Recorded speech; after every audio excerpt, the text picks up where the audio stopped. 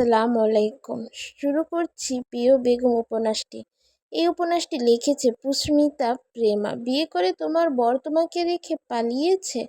ভয়ে বিহলিত মেয়েটা চোখের অশ্রু ভিতর করার চেষ্টা করে কম্পিত গলায় বলল, না সাহেব, উনি পালাননি। আমার মনে হয় উনি বিপদে পড়েছে। বলা শেষ করার আগে ফুঁপিয়ে উঠে এদিক ওদিকে তাকালো মেয়েটা। শত্রু? কেমন শত্রু? শত্রু হলে তোমাকেও তুলে নিয়ে যেত না? তোমাকে কি রেখে যাবে কেন? মেয়েটা ভীত হয়ে ডানে বামে তাকালো, তারপর ঠোঁট ভেঙে কাঁদে।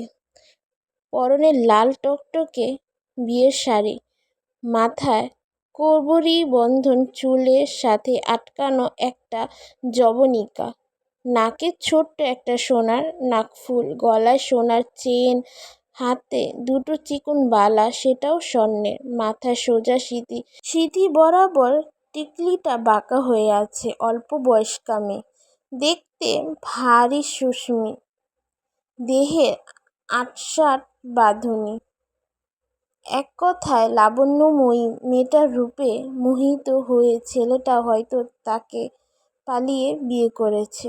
তোমরা কি পালিয়ে বিয়ে করেছ? প্রশ্নটা মেয়ে লজ্জা পেল। লজ্জায় সংকোচে হয়ে বুকে চিবুক ঠেকিয়ে মাথা দুলালো। কয়েকটা উৎসুক চোখ মেয়েটার দিকে তাকিয়ে আছে।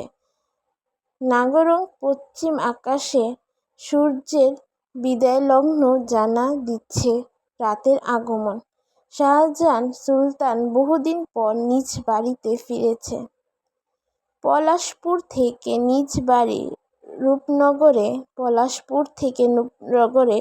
ফেরার পথে নদীর পাড়ে দাঁড়িয়েছিল তাদের ট্রলারটির জন্য। ট্রলার আসতে দেরি হওয়ায় চুরুট টানছিল একপাশে দাঁড়িয়ে।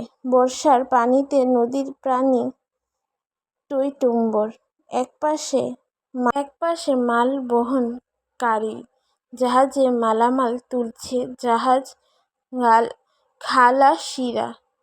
বেশ হাঁকডাক পাড়ছে কর্মীরা, সবার পরনে লুঙ্গি। তিনি লক্ষ্য করলেন নদীর পাড় ঘেঁষে ভয়ে চুবুথুবু হয়ে দাঁড়িয়ে থাকা কন্যাটি লুঙ্গি পরিহিত লোকগুলোর কুদৃষ্টি থেকে নিজেকে বাঁচানোর জন্য মাথায় ঢাকা লাল আবগুণ্টন দিয়ে নিজেকে ঢাকার চেষ্টা করছে, আর হালকা কাঁপুনির সাথে সাথে হালকা হালকা কাঁদছে। বড়ই মায়া হলো শাহজাহান সুলতান। উনারও মেয়ে ভাইঝি আছে মেয়েটার বয়সী। অনেকদিন মেয়েদের হইচই কানে বাজে না। আজ আব্বাজানকে দেখে তারা কতই না খুশি হবে। তিনি এগিয়ে গিয়ে সন্দেহে মেয়েটির কাছে সমস্যার কারণ জানতে চাইলে মেয়েটি সব উল্লেখ করে। যদিও মনের মধ্যে কুডাক ছিল, কিন্তু উপায় নেই। রাত নেমে গেলে সে বিপদে পড়বে তা নিশ্চিত। উনি তাকে ফেলে কোথায় চলে গেল? মানুষটা কোনো বিপদ-আপদ হলো না তো? অজানা আশঙ্কায় মেয়েটার গলা শুকিয়ে এলো। অনেকদিন মেয়েদের হইচই কানে বাজে না। আজ আব্বাজানকে দেখে তারা কতই না খুশি হবে। তিনি এগিয়ে গিয়ে সন্দেহে মেয়েটির কাছে সমস্যার কারণ জানতে চাইলে মেয়েটি সব উল্লেখ করে নির্ভর করে তাকে বলে। যদিও মনের মধ্যে কুডাক ছিল, কিন্তু উপায় নেই যে। রাত নেমে গেলে সে বিপদে পড়বে তা নিশ্চিত। উনি তাকে ফেলে রেখে কোথায় যেন চলে গেল। মানুষটার কোনো বিপদ-আপদ হলো না তো? অজানা আশঙ্কায় মেয়েটার গলা শুকিয়ে এলো। বড়বাবু, ট্রলার আইয়া পড়েছে, তাড়াতাড়ি আহেন।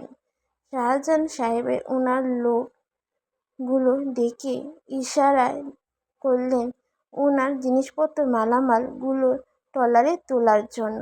লোকগুলো জিনিসপত্র নিয়ে যাওয়ার সময় মেয়েটির দিকে পলক তুলে সন্দিহান দৃষ্টিতে বার কয়েক তাকালো। তাতে চাহনি দেখে আরো ভয়ে সিঁটিয়ে গেল মেয়েটি।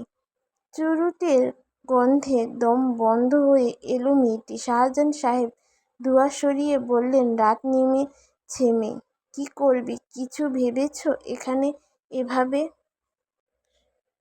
কতক্ষণ দাঁড়িয়ে থাকবে? তোমার বর কি আসবে? মেয়েটি কাঁপতে কাঁপতে দ্বিধাগন্ত হয়ে কণ্ঠে বলল, জানি না। উনি আমাকে বলেছিলেন আধা ঘন্টার ভিতর ফিরে আসবে। গিয়েছিলেন ভাঙতি পয়সার জন্য। ওনার কাছে গোটা পয়সা ছিল, মাঝিরা নিতে চাইছিল না।